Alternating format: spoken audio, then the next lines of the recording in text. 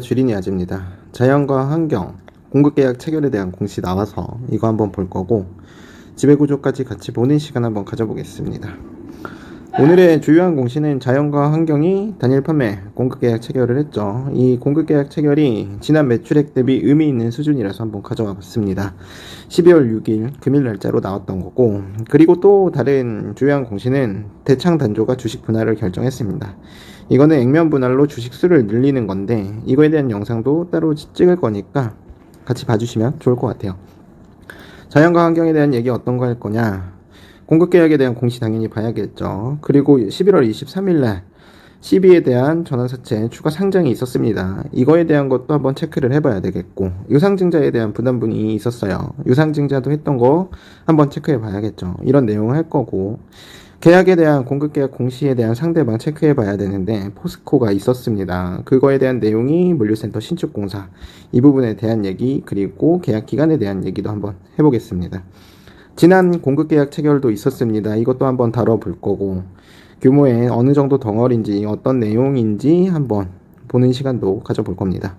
그리고 자연과 환경의 이제 전체적인 매출액, 이런 부분은 얘기할 수 있겠죠. 그리고 사업의 영위가 어떤 부분인지, 그리고 영업이익률에 대한 얘기 한번 해볼 거고요. 매출폭의 확대가 일어날 건지, 왜 이렇게 생각하는지에 대해서도 다뤄보겠습니다. 뉴스도 한번 볼 거예요. 근데 자연과 환경 이제 플랜트, 건설 이런 쪽인데 아파트 그리고 공공주택 용지에 대한 수주도 있었습니다.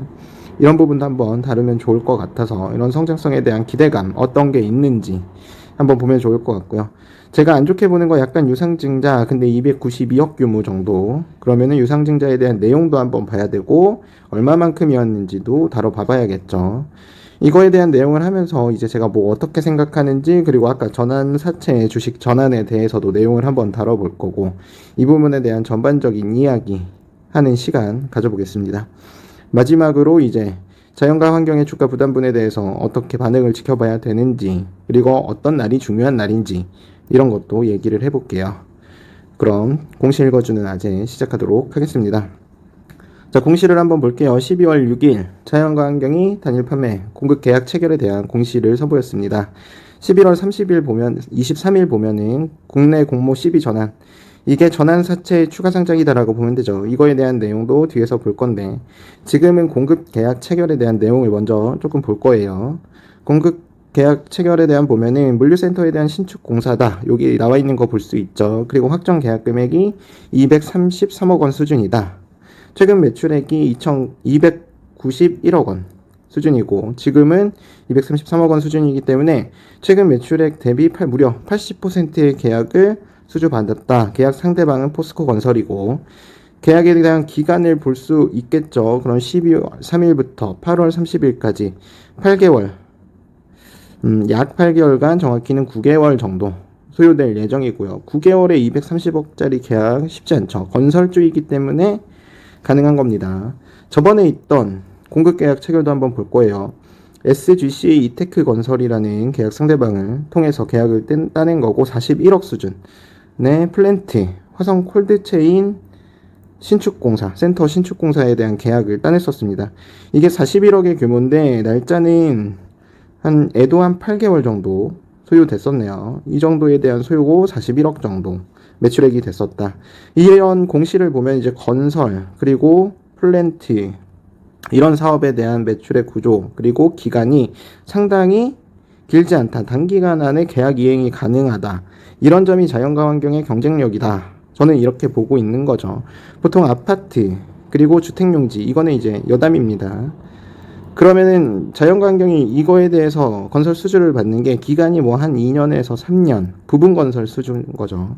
근데 이런 거에 비하면은 얘네들이 건설 덩어리도 작지 않고 기간이 작기 때문에 이런 매출들이 많으면은 참 좋겠다, 이렇게 생각을 하고 있습니다.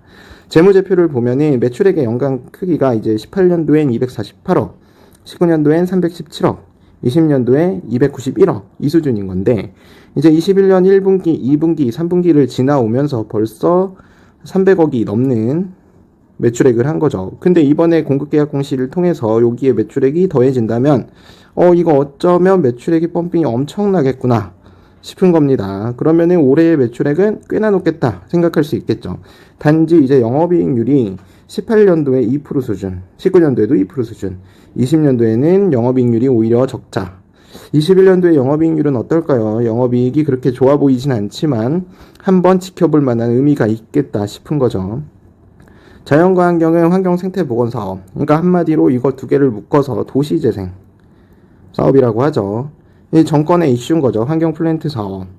그리고 해양 플랜트까지 영업의 확대를 하고 있고 건축 공사업을 영위하고 있습니다. 사업의 영위 특성상 영업이익률이 비교적 낮지만 올해 제가 아까 예상한 것처럼 매출이 확대폭이 증가됨에 따라 약간 시너지가 발생할지 이런 부분은 생각은 해보는 게 좋겠다라는 거고요.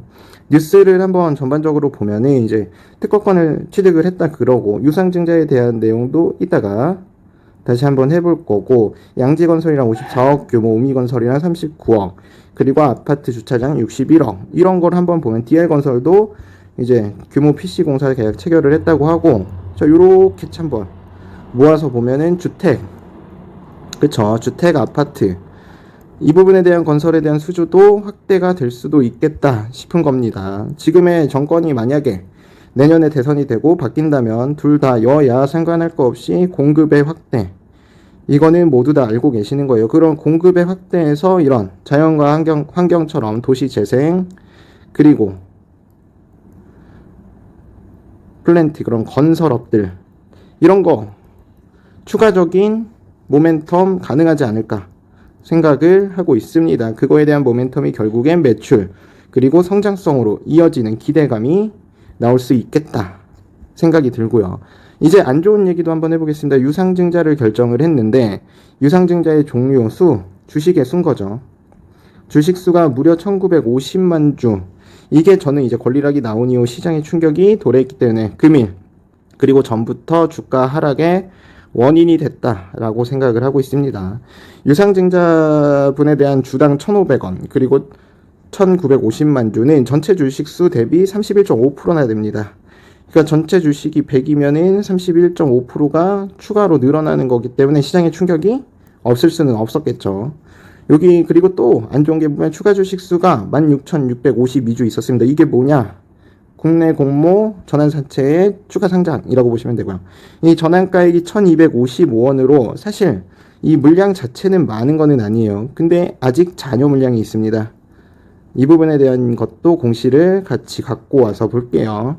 가격만 보더라도 아주 싸죠. 이게 전환사채 10회차의 전환가액인데 이 많은 부분 주식 전환에 사채권자 이익 실현에 성공한 것으로 보인다라고 제가 적어놨잖아요. 그 수량이 지금 벌써 주식 전환을 한 게 한 800만 주 많죠. 800만 주 정도 주식에 전환해야 하고 이건 시장의 매물로 이미 나와 있었다라고 보시면 됩니다.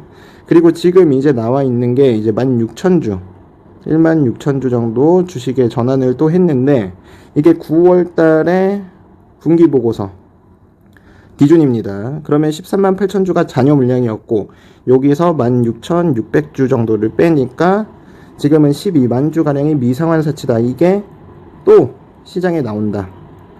시장에 출하되는 거고 이거에 대한 금액이 총 원금으로 1억 5,200만 원 정도 됩니다. 이거는 이제 계산기만 두들려 봐도 알아요. 그래서 이 부분에 확인을 하시고 결국에 주식수가 많아진다 라는 거는 주가가 희석된다 라는 거니까 이거는 결국엔 주가에 대한 부담분이다 라고 보시면 돼요. 제가 아까 날짜에 대한 언급 앞에서 했었는데 이제 유상증자가 상장하는 예정일인 거죠. 1월 17일 이때도 매물에 대한 부담이 남았다. 이거를 시장에서 소화를 해줘야 앞으로 자연과 환경이 상승하는 데 문제가 없습니다. 이런 부분은 알고 이 날을 잘 기억을 해주시면 더 좋겠죠.